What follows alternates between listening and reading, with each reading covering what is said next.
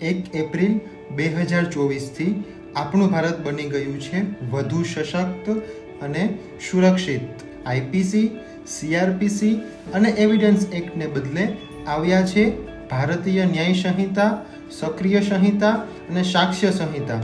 આ નવો કાયદો શું લાવ્યો છે? હવે ટેરરિઝમ, સાયબર ક્રાઇમ અને મોબ લિંચિંગ જેવા ગુનાઓ સામે સખત કાર્યવાહી અને ઝડપી ન્યાય.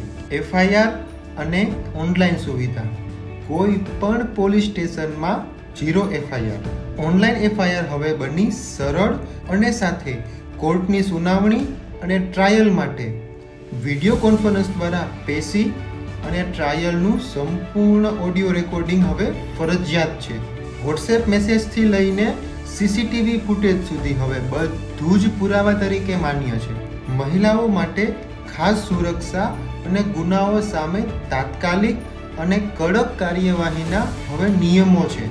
નવા કાયદા, નવા અધિકાર અને નવી તાકાત સાથે આપણું ભારત આગળ વધે છે. જય હિન્દ.